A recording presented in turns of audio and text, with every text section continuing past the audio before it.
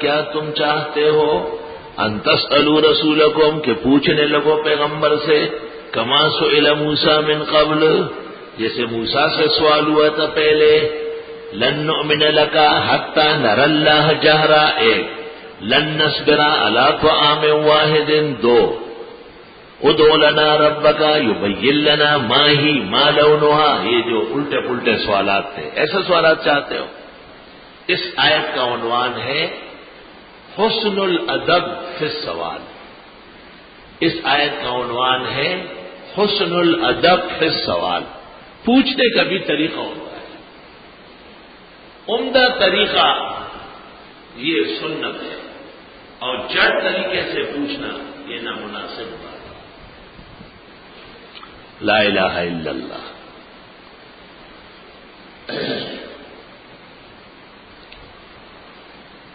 قرآن کریم میں آگے چل کر سورہ مائدہ میں آئے گا یا ایھا الذین آمنوا لا تسألوا عن اشیاء اے ایمان والو مت پوچھو ایسی چیزیں ان تبد لکم تسؤکم بتا دی جائے تو غمگین ہو جاؤ گے. رسول اللہ صلی اللہ علیہ وسلم سے ایک آدمی نے پوچھا حضرت میرے والد کون ہیں آپ نے بتا دیا. دوسرے نے ویسے پوچھا آپ نے ایک چرواہے کا نام لیا کہ فلاں کا جو چرواہا ہے وہ تیرا باپ ہے. وہ بڑا حیران ہو گئے. جا کے ماں کو کہا. ماں نے کہا خدا تجھے رسوا کرے تم نے مجھے رسوا کیا نبی نے سچ کہا ہے. اس لیے اللہ نے فرمایا مت پوچھو اور بات پوچھو گے تو رسوا ہو جاؤ گے تکلیفیں اٹھاؤ گے. حسن السوال من آداب العلم. علم کا ادب یہ ہے کہ بہترین سوال. امام ابو یوسف صاحب درس حدیث دے رہے تھے. خواجہ صاحب نے فوائد الفواد میں لکھا ہے. حاضرین میں سے ایک نے کہا رسول کریم صلی اللہ علیہ وسلم نے ٹوپی اوڑھی ہے. آپ نے کہا حضرت نے ٹوپی اوڑھی ہے.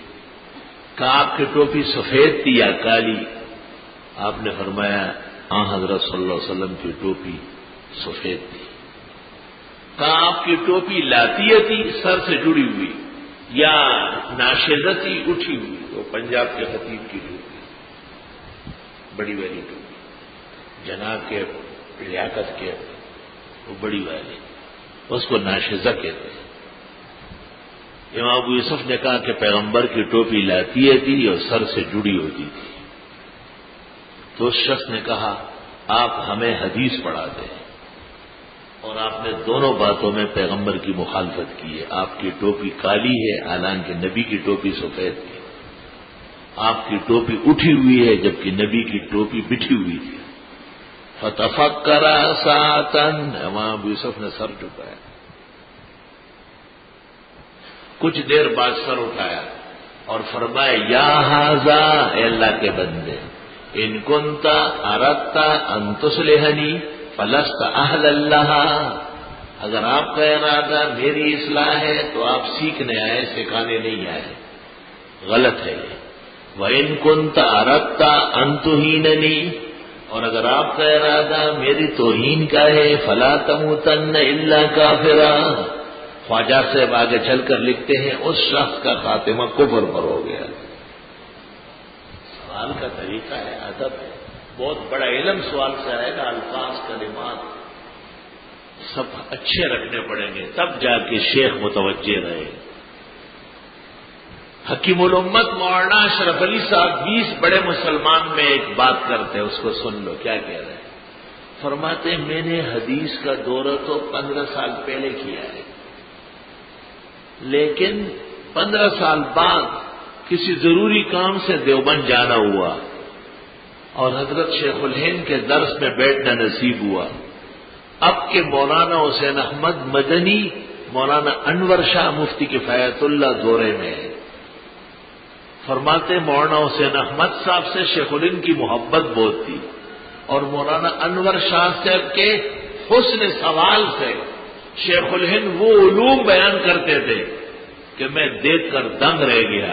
اس سے پہلے یہ عادت نہیں تھی.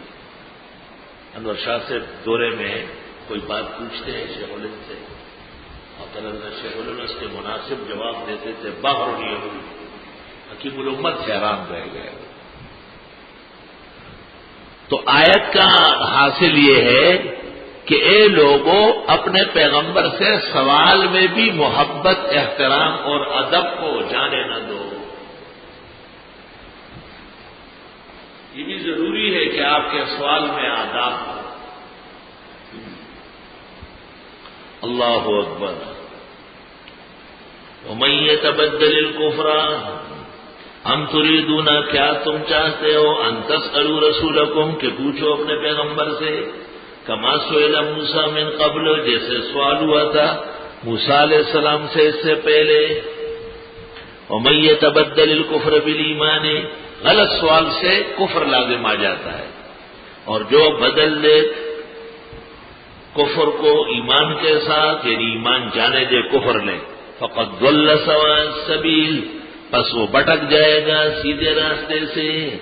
اصل میں ہے السبیل السواء، لیکن یہ قاعدہ ہے کہ جب مضاف مضاف الیہ ہو تو اعراب تبدیل ہو جائیں گے صفت موصوف کے، جیسے جرد قطیفتن اور برد قطیفتن۔